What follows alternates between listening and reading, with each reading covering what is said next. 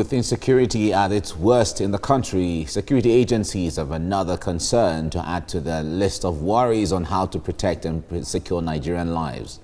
Banks in Nigeria have recorded one too many armed robbery attacks. These attacks have claimed the lives of security personnel attached to the banks and civilians. Now, efforts must be made to secure commercial banks in the country. Let's take you through some bank robberies that shocked the nation.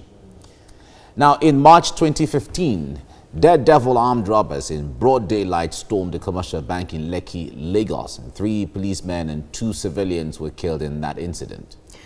In April 2018, armed robbers stormed 4 commercial banks in commando style in Offa, Kwara State using dynamite to gain access and shooting sporadically to disperse people. 33 people were killed, including 9 police officers. The town of Idoani, Ondo State, was thrown into a state of fear and panic in April 2019 when armed robbers attacked a new generation bank. The operation was said to have lasted for over 1 hour. At about 2 p.m. on a certain Thursday, the peace of Ishekiti was disrupted by mean robbers out for quick cash. A police officer lost his life in that incident. Now, just 2 months after that incident, armed robbers again struck in Ekiti State, this time in Oyo Ekiti. 2 persons, including a 5-year-old girl, were killed. During investigation, the police discovered that the bank robbers weren't working with the bank staff for the operation.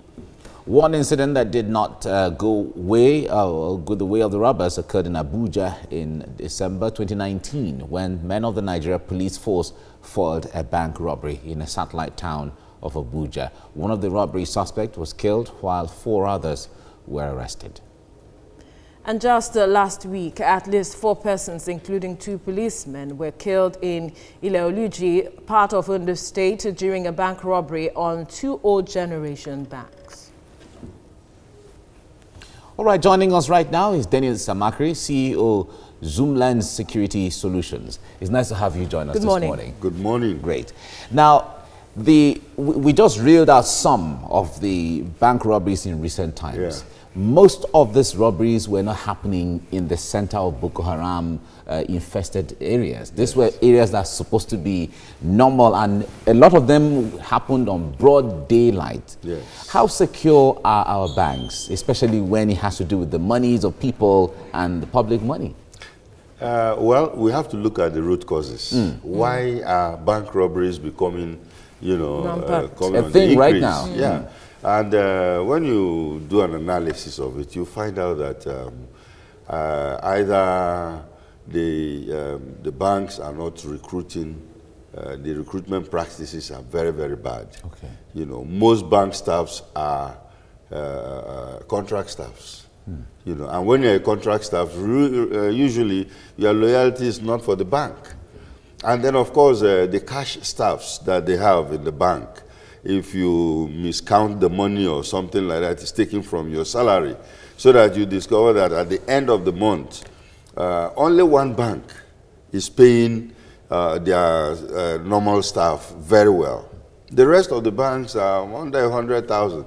And these are the days, there were the days when bank workers were really top of the society. Absolutely. So you find out that with this kind of situation, there are even collusion in the bank with outsiders to rob that bank. And then when you look at it very properly also, you find out that the security systems of the banks are not tight. Sometimes you go to the banks, you see policemen there. Some of them are just lackadaisical. They are not there to protect that bank.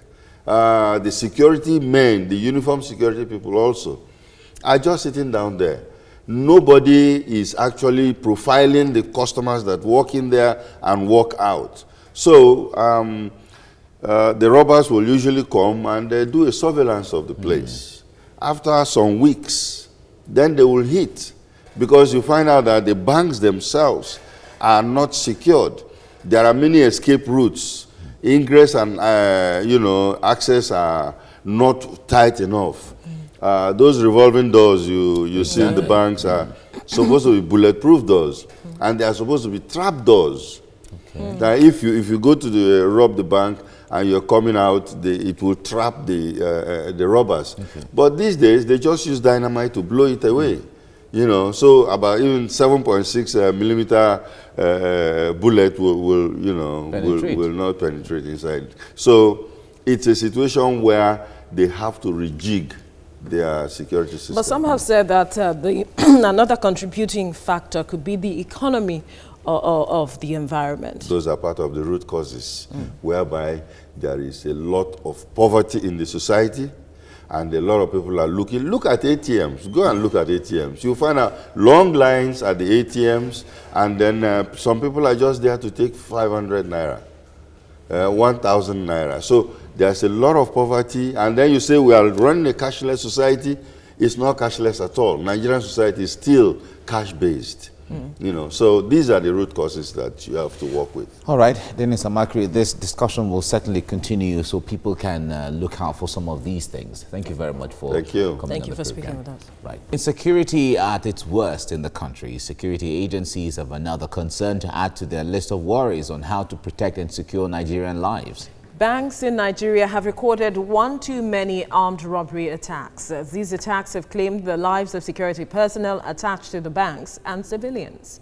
Now, efforts must be made to secure commercial banks in the country. Let's take you through some bank robberies that shocked the nation in recent years. Now, in March 2015, daredevil armed robbers in broad daylight stormed a commercial bank in Lekki, Lagos, and 3 policemen and 2 civilians were killed in that incident.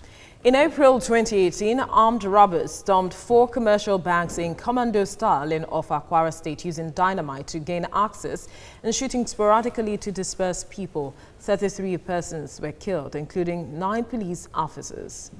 The town of Idoani, Ondo State, was thrown into a state of fear and panic in April 2019 when armed robbers attacked a new generation bank, and the operation was said to have lasted for over 1 hour. At about 2 p.m. on a certain Thursday, the peace in Isha-Ekiti was disrupted by mean robbers out for quick cash. A police officer lost his life in that incident. Just 2 months after that incident, robbers again struck in Ekiti State. This time, Oyo Ekiti. 2 persons, including a 5-year-old girl, were killed. During investigation, the police discovered that the bank robbers were working with the bank staff for the operation. One incident that did not go the way of robbers occurred in Abuja in December 2019 when men of the Nigerian police foiled a bank robbery in a satellite town of Abuja. Now, one of the robbery suspects was killed while 4 others were arrested. And just last week, at least 4 persons, including 2 policemen, were killed in Ileoluji, part of Ondo State, during a bank robbery on 2 old generation banks. Well, Dennis Amakri, CEO, Zoom Lens Security Solutions, joins us now to put perspective to this issue. Thank you for joining us on TVC Breakfast. Good morning. Welcome. Now, we've just listed one too many incidents, and according to some reports in developing countries, within 18 months, those involved will be arrested in any of these cases. But from the list that we have made, we haven't seen any arrests. Is that also contributing to the fact that this has also continued to rise because we are not seeing as much repercussions for these acts? Yes, you know, it's a problem we have in this country whereby criminals are arrested and they are not prosecuted, or they were not investigated at all to even arrest them. You know, so they go ahead and do what they want to do, and it becomes a low-risk event with high yield, and they disappear because things are not put in place to arrest these people.